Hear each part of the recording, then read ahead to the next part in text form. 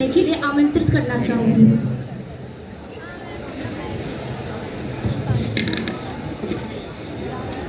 ये वंदन की भूमि है, अभिनंदन की भूमि है। ये अर्पण की धरती है, ये तर्पण की धरती है। इसकी नदी नदी हमारे लिए गंगा है, इसका कंकड़ कंकड़ हमारे लिए शंकर है।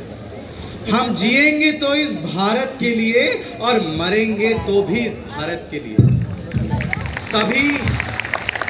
सभी देशवासियों को प्रणाम जो यहाँ उपस्थित रहकर इस महान राष्ट्र की गरिमा को बढ़ा रहे हैं। मैं यह नहीं मानता कि 52 सेकंड राष्ट्रगान के लिए खड़ा होना केवल देशभक्ति है। मैं यह भी नहीं समझता कि प्रत्येक वर्ष 2 बार सामने सर भारत माँ को याद करना केवल देशभक्ति है, अपितु राष्ट्रवाद से ऊपर उठकर जो भाव मन में आए वो देशभक्ति है। परिवार, समाज और देश के लिए जो संपूर्ण समर्पण का भाव आए वो देशभक्ति है।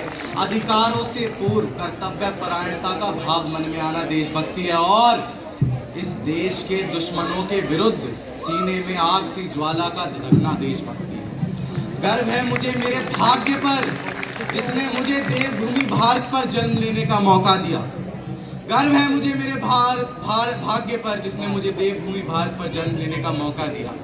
जब मैं इस देश की उपलब्धियों के बारे में सोचता हूँ, जब मैं सोचता हूँ कि हमारे देश की राष्ट्रपति मामई मुर्मू जी का राष्ट्रपति बनने तक का सफर कितना कठिन था।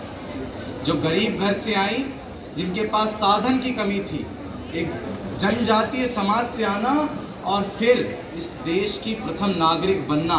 जब एक ऐसी महान महिला इस देश की प्रथम नागरिक बन सकती है तो यह भारतीय लोकतंत्र की खूबसूरती है, ये मेरे भारत की सुंदरता को दर्शाता है। जब मैं विचार करता हूँ कि मेरे देश को आज कोई भी देश दुनिया में आंख उठाकर देखने में भी 100 बार सोचता है।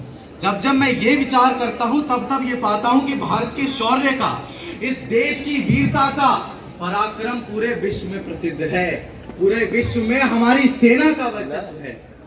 हमारे प्रधानमंत्री जी ने आजादी के अमृत महोत्सव का आयोजन कराया, जिसका अर्थ है स्वतंत्रता सेनानियों की स्वाधीनता का अमृत, नए विचारों का अमृत, नए संकल्पों का अमृत, नए आत्मनिर्भर भारत की नींव का अमृत। और वैसे कहने को तो इस राष्ट्र के बारे में बहुत कुछ है, परंतु अपना समापन वीर बहादुर महाराणा प्रताप जी की एक तलवार की इस कविता से करना चाहूंगा, जो सदैव मातृभूमि की सेवा के लिए चमकी और जिसने सदैव अपने विरोधियों को निस्तराभूत कर दिया। चर्चेतक पर तलवार उठा रखता था भूतल पानी को, राणा प्रताप सिर काट काट करता था सफल जवानी को।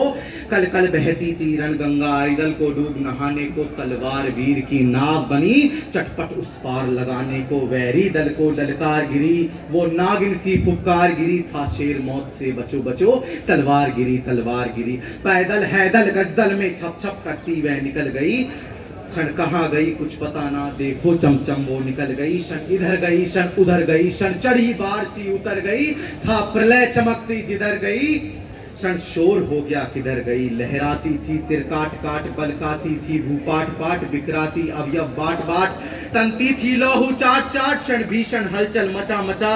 राणा कर की तलवार बड़ी, था शोर रक्त पीने को, यह रणचंडी जीत पसार बड़ी, रणचंडी जीत पसार बड़ी। और इस कविता को याद करते करते मेरे दिमाग में कुमार विश्वास जी की एक कविता का छंद आया, जो मैं आप सबके सामने अभी पेश करना चाहता हूं और आपकी अनुमति मांगता हूं कि उसमें आप भी समर्थन दें।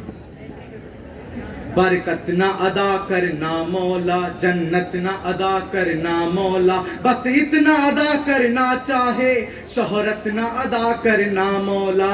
शम्माए वतन की रेस पर कुर्बान पतंगा हो, होठों पर गंगा हो हाथों में तिरंगा हो, होठों पर गंगा हो हाथों में तिरंगा हो, होठों पर गंगा हो हाथों में तिरंगा हो। मैं सदैव ये चाहूंगा कि ये राष्ट्र सफलता की चोटियों पर पहुंचे और इस राष्ट्र का हमेशा कल्याण हो।